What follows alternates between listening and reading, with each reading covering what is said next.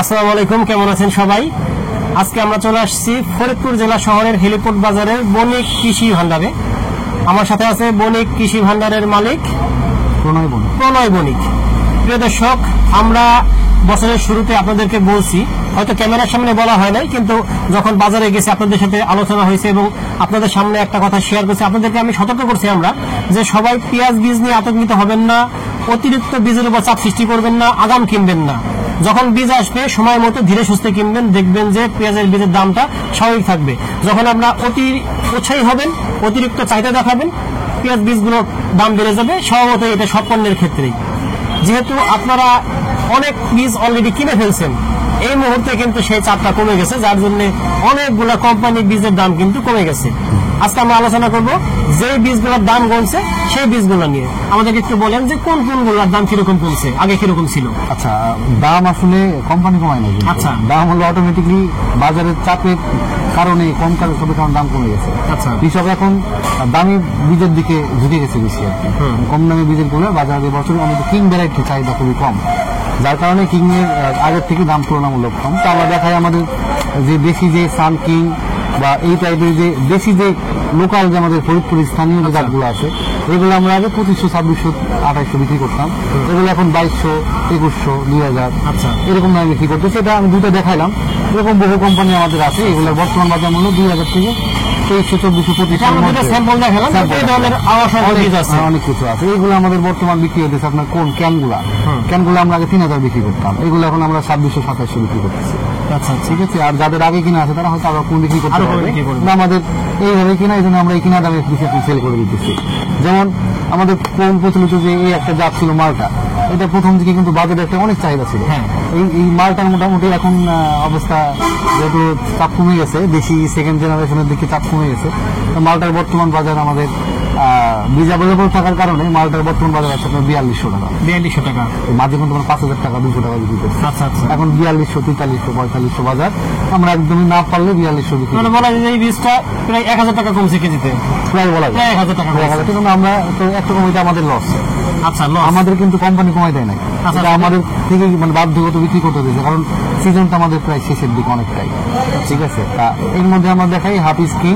এইটা পূর্ব মূল্য ছিল, পরের যে মূল্য ছিল, পরে যে হাফিজ আমাদের মূল্য দিল, আমাদের 5100 টাকা কেনা ছিল, আমাদের 5200 টাকা বিক্রি করতাম, 200-300 বিক্রি করতাম। এইটা বর্তমান বাজার মূল্য হচ্ছে আপনার 4800 টাকা। 800 টাকা। বা কেউ যদি অনেকে আছে শুনতেছে এর থেকে 100 টাকা কমে বিক্রি করছে। আচ্ছা, ঠিক আছে। এটা যার কেনার উপর ডিপেন্ড করতেছে, কেউ দাগের মাল থেকে থাকে সে আপনার এই দামে বিক্রি করতে পারবে। এটা আমাদের এখানেই সবাই 4800 করে বিক্রি করতেছে। আচ্ছা, এটা পাশাপাশি আমাদের প্রেসিডেন্ট আছে, এটা হাজি ওসমানের প্রেসিডেন্ট সেকেন্ড জেনারেশন। এইটা আমরা আগে প্রায় 5000 টাকার উপরে বিক্রি করছি, এখন আমরা 4200 টাকা বিক্রি করতেছি প্রেসিডেন্ট। তদ্রুপ আমাদের যে এটা তো আমাদের দেশি সেকেন্ড জেনারেশন ফরিদপুর স্থানীয় জাত দেখাইলাম। এর মধ্যে আমরা দেখাই যে পপুলার কি ভ্যারাইটি যেগুলো কোম্পানি বর্তমানে একটু নিচের দিকে আছে, আমরা দেখাবো রেশমা সুপার। এটা প্রায় 5000-এর উপরে রেট ছিল। হ্যাঁ, এটা এখন অনেকটাই কম, এটা আপনার 4600 টাকা বিক্রি করতেছে।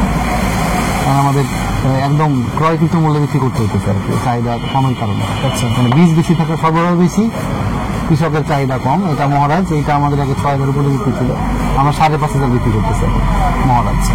এটা কিন্তু ভালো ফলন, যারা যদি অল্প টাকা বিক্রি করছে এগুলো নিতে পারে। কিরকম ফলন? আপনার প্রায় 3 মণ।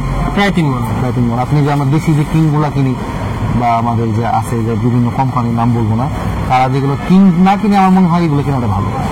কিংয়ের থেকে এগুলো ফলন বেশি, এগুলো একটা cross variety, hybrid second generation product, ভালো হয়। পাশাপাশি আমাদের দেখায় আমাদের যে পপুলার যে ভ্যারাইটি আছে রানি ওয়ান, এইটা বর্তমান বাজার মূল্য আমরা 7000 টাকা বিক্রি করতেছি। 7000 টাকা, 100-200 এরকম আমরা 7000 টাকা লাস্ট আমি বিক্রি করতেছি। এটা আমরা কিন্তু কয়েকদিন আগে 8000 টাকা, 7800 টাকা বিক্রি করছি। আচ্ছা, ঠিক আছে। এটা চাহিদা এবছর একটু তুলনামূলক কম। পেঁয়াজ মোটামুটি খারাপ না, কিন্তু চাহিদা কমে গেছে এবছর, একটু তুলনামূলক চাহিদা কম, বীজ ভালো।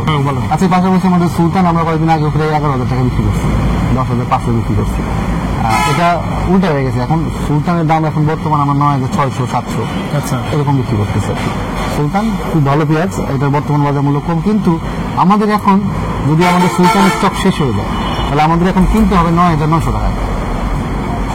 অনেকের কিন্তু 9900 করে কিনে অনেকেই এখন বাজার কমে কারণে কেউ বিক্রি করতে লসে।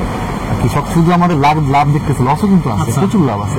যেমন এর মধ্যে একটা ঘটনা বলি, আমাদের এই যে সম্রাট, বহুল প্রচলিত সম্রাট, এইটা কিন্তু কয়েকদিন আগে 12,500, 600, 13,000 বিক্রি হয়ে গেছে, মানুষ পায় নাই। আমি রিসেন্ট এই মালটা কিনছি, আমার কাছে স্টক শেষ হয়ে গেছিল, মানে আমার কৃষকের কাছে দেওয়ার পরে আমার কোনো মাল ছিল না, আমি বেশি বিক্রি করে ফেলছিলাম। এই মাল পরে কিনছিল 12,000 করে, এখন আজকে বিক্রি করছে 11,500 করে, মানে 500 টাকা, মানে 500 টাকা লস। 500 টাকা লস। এখন এটা বাজারের যে চাহিদা কমে গেছে, চাহিদা কমে নাই, মানে মাল অ্যাভেলেবল আছে, কৃষক কমে গেছে আর কি। হয়তো কৃষক কদিন পরে কিনবে। এখন পর্যন্ত আমরা 11,500 টাকা আজকে বিক্রি করছি।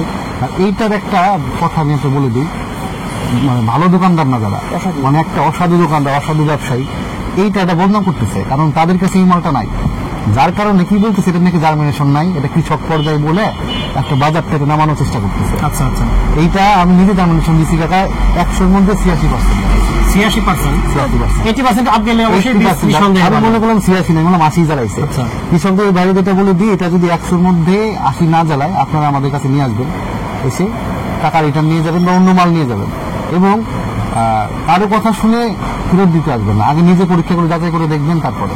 এটা ওই হাফিজের সম্রাটটা বেশি বিক্রি হয় তো, এই জন্য পেছনে লাগা লোকটা বেশি আর কি, এটা আমি বলে দিলাম। এটা বর্তমানে আমরা আমাদের কাছে আসলে 11,500 টাকা পাবো, সবাই করতে পারবে। এবং তারপরে আমাদের রঙিলা 7, এটা আমাদের কাছে এখন বর্তমান বাজারের মূল্য আছে আপনার 21,000 টাকা। 21,000 আমরা কেউ যদি আসে এর থেকে কিছুটা কমাই রাখবো।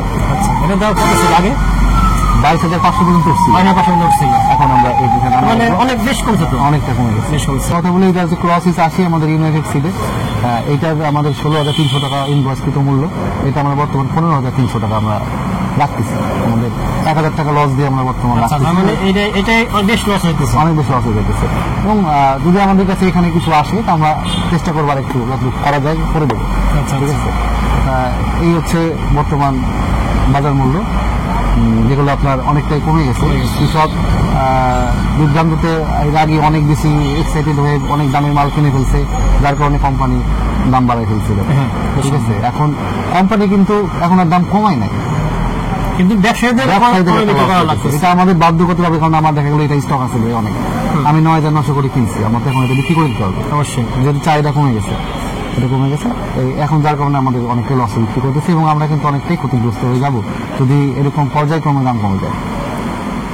প্রিয় দর্শক, আসলে বিষয়টা এরকমই যে কোম্পানির মূল্য কিন্তু কমে নাই, মূলত কমছে ব্যবসায়ীদের কাছে, কারণ কোম্পানির যে রেট সেই রেটের জায়গায় আছে, কিন্তু কৃষকের কাছে যে চাহিদা ছিল বা কৃষকদের কেনার যে চাপটা ছিল সেই চাপটা কমে গেছে।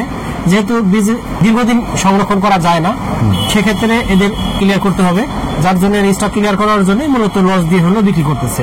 এই হলো মূলত দাম। তারপরে আমরা বলবো যে ব্যাপকই কমছে এক হিসেবে পেঁয়াজ বীজের দাম। এখানে আপনারা যদি প্রথম দিকে অতটা উদ্গ্রীব না হতেন, বীজ নিয়ে বেশি এক্সাইটেড, বেশি আগ্রহ না দেখাতেন, তাহলে হয়তো আপনারা প্রথম দিকে কম দামে ভালো বীজ কিনতে পারতেন, স্বাভাবিক দামে কিনতে পারতেন।